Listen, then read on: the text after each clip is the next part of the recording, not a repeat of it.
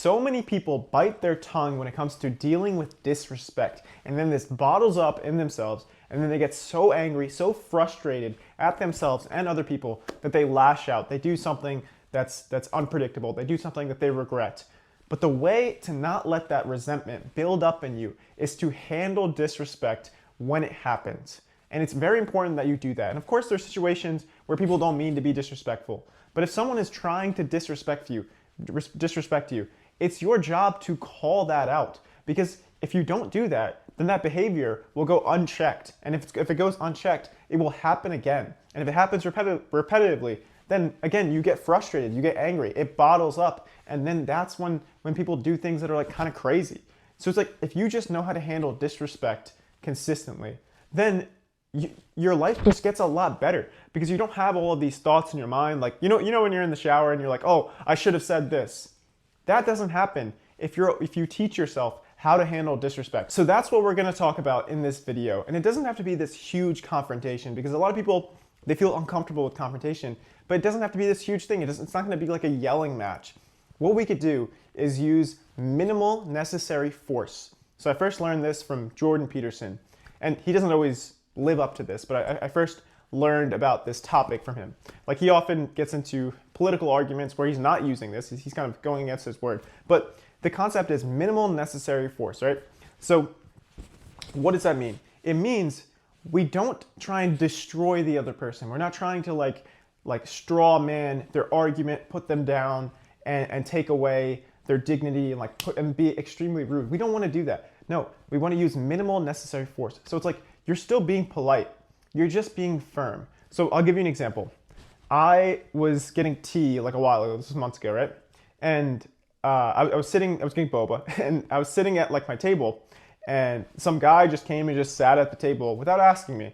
And I was a little bit annoyed by this. Like, I was doing my work, and I was like, man, he could have just asked like to sit there. I would have said yes, but it felt a little rude to just come and sit on someone's table without asking them, right? So it was gonna bother me. I couldn't even like do my work. So I was just like, hey man, I would have appreciated if you just asked to sit there.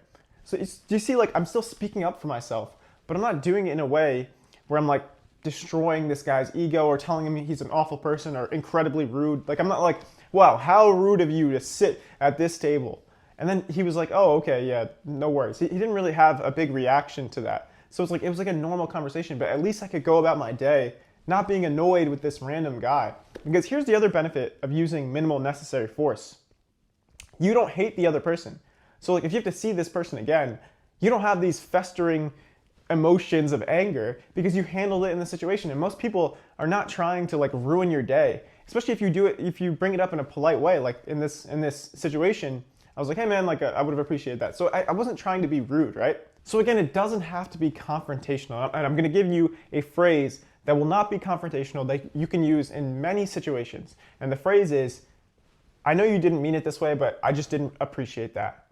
So if you say this, you are giving them the benefit of the doubt, and you're also speaking up for yourself. If you say this, it most likely will not lead to like a yelling match.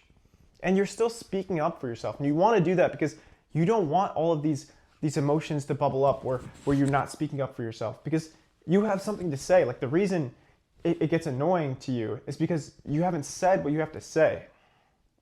So we use the concept of minimal necessary force, because in that situation, I felt like that was the right thing to do. It's like, okay, someone sat at my table. This is not like an amazingly, unbelievably rude thing. It's just a small thing. So I handled it with that amount of force. Like, hey man, I would have appreciated this. So if you just say that, then it'll solve so many of these thoughts that you have where you're like, oh man, I should have handled it this way. Just have a fallback expression, and that fallback expression is, I know you didn't mean it this way. I didn't appreciate that. Because here's the thing, so many people, they don't say that. They just let things go forever and ever and ever. And of course, there's some situations where it's like, it's clear that someone's not trying to be rude and you don't have to speak up. But the more you do that, the more those emotions bottle up. So it's okay to express yourself. It's okay to confront someone a little bit. And of course, it'll be a little bit anxiety inducing. It's uncomfortable confronting someone, especially as an introvert, because it takes more energy to do so. Like, being an introvert just means you get your energy from being alone. So being with other people uses some amount of energy, and being angry or confrontational will use even more energy. But it's worth spending that energy because in the long run, you don't have this regret. You don't have those shower thoughts like, oh man, I wish I said that. So it's like, it's really important to speak up for yourself because you don't want to have high blood pressure because you never really spoke up for yourself, because this is what happens. There are actual health complications like your cortisol levels, your blood pressure. These things rise when you don't speak up for yourself. And we don't want to have health complications just because we didn't have the guts to say, hey, I didn't appreciate that. So don't let that be you. Don't let that happen to you. Make sure that you're actually speaking up on the things that you want to say. And a lot of people, they're like, oh, well, that would cause anxiety in the moment if I said it. Yeah, but it causes more anxiety long term. It causes more anxiety in the long run if you don't speak up for yourself. So it's like, yeah, you're trading in instead of having the long-term anxiety, you're like, okay, I'll take the short-term anxiety because I know in the long run, it'll be better for me if I'm okay speaking up, if I have the confidence to confront people in a way that's polite, yet still kind of firm, yet still expressing what I have to say.